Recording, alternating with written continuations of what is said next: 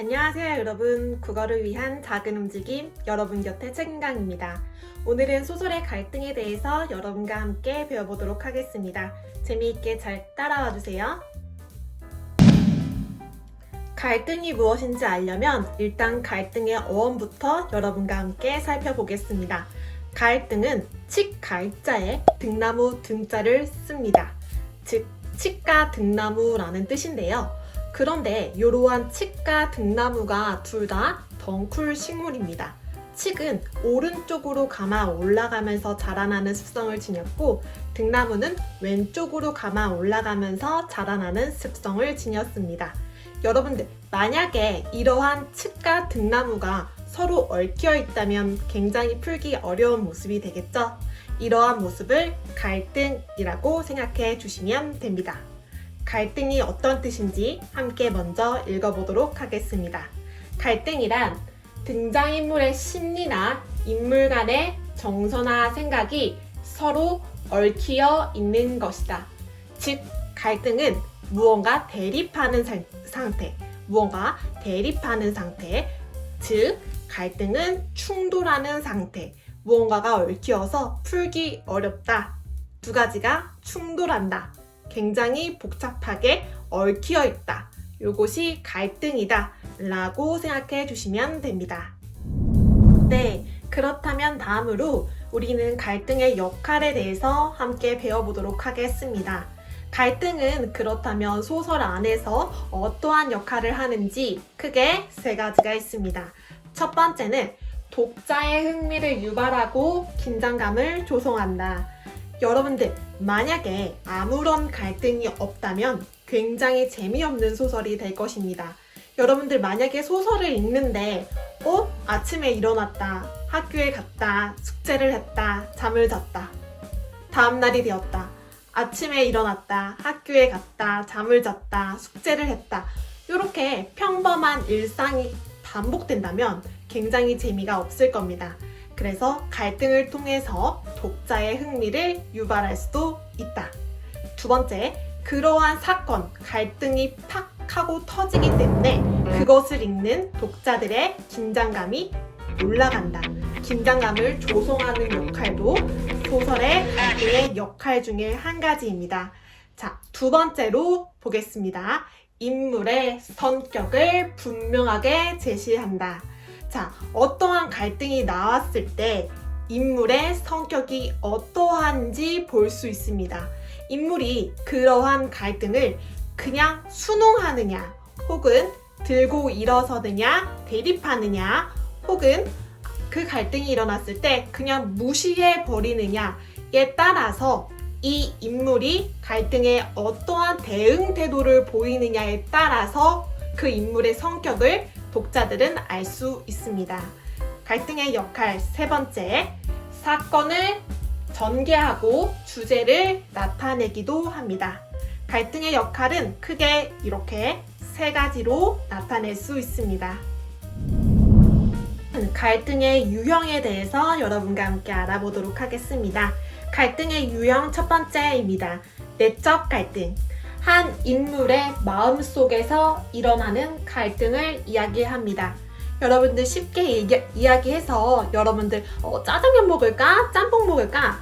이런 것도 쉽게 말해 내적 갈등이라고 볼 수 있습니다.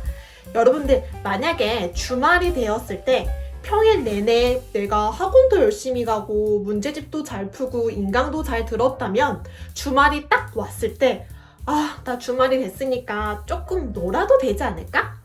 내가 인스타도 좀 하고 유튜브도 좀 보고 게임도 돌리면서 조금 놀까? 하는 나의 마음과 아니야, 선생님이 열심히 배운 건 복습해야 한다고 했잖아.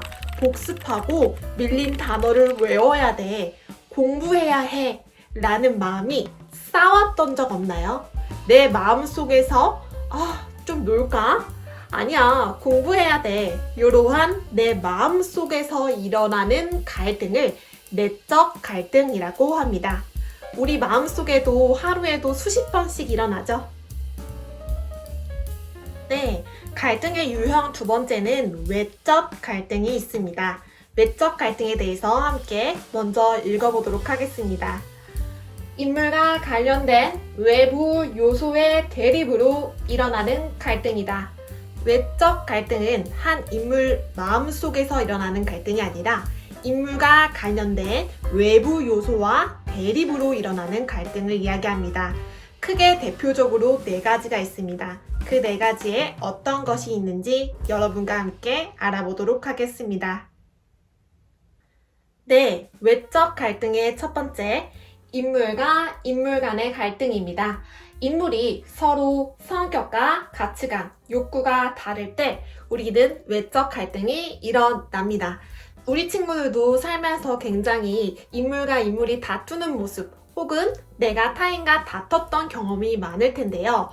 쉽게 예를 들자면 굉장히 내가 이제 강아지를 키우고 싶은 거예요. 그래서 이제 엄마한테 엄마 나 이제 강아지 키우면 안 돼? 강아지 키우면 맨날 산책도 해야 되고 시키기도 해야 되고 밥도 먹여야 된다는데 그거 다 내가 할게. 나 강아지 한 번만 키우면 안 돼? 라고 이야기했을 때 엄마가 얘 너 이제 고등학생 올라가는 애가 학생이 시간이 어딨다고 강아지를 키운다는 거야? 이러면서 나와 엄마 사이, 강아지를 키우고 싶은 나와 강아지는 절대 키울 수 없다는 결사반대하는 엄마 사이에 일어나는 갈등을 우리가 인물과 인물 간의 갈등, 외적 갈등이라고 합니다. 외적 갈등의 두 번째, 인물과 사회와의 갈등입니다. 먼저 읽어보도록 하겠습니다. 한 인물이 살아가면서 겪는 사회 문제나 제도 등과의 갈등입니다. 여러분들 혹시 홍길동전 읽어본 친구들 있나요? 읽어본 친구들도 있고 아직 안 읽어본 친구들도 있을 텐데요. 거기서 홍길동이 조선시대에 엄격한 적서 차별을 당합니다. 왜냐하면 홍길동은 본 부인의 자식이 아니라 첩의 자식이었기 때문에 무엇을 못하죠? 네, 호부, 호형을 하지 못합니다. 왜냐면 홍길동은 서자이기 때문이었죠. 이처럼 한 인물이 사회 문제나 제도 사이에서 갈등을 겪을 때 우리는 외적 갈등의 두 번째, 인물과 사회와의 갈등이라고 합니다. 외적 갈등의 세 번째, 인물과 자연 간의 갈등입니다. 먼저 한번 읽어보도록 하겠습니다. 인물과 자연 간의 갈등. 인물이 홍수, 가뭄, 폭설, 산사태 등 자연재해로 인한 갈등을 겪을 때 우리는 외적 갈등이라고 합니다. 쉽게 이야기해서 여러분들 혹시 이 소설 읽어본 친구도 있을까요? 해밍웨이의 노인과 바다도 인물과 자연 간의 갈등이 잘 나타난 소설입니다. 자, 지금은 비가 그렇게 많이 내리지 않는데 선생님은 어린 시절만 해도 홍수가 굉장히 잘 났습니다. 여름철에는. 그러면 지금은 아파트에 살지만 그때는 주택에 사실 살 때여서 비가 많이 내리면은 그 빗물들이 집안에 들이닥치는 경우들도 많았는데요.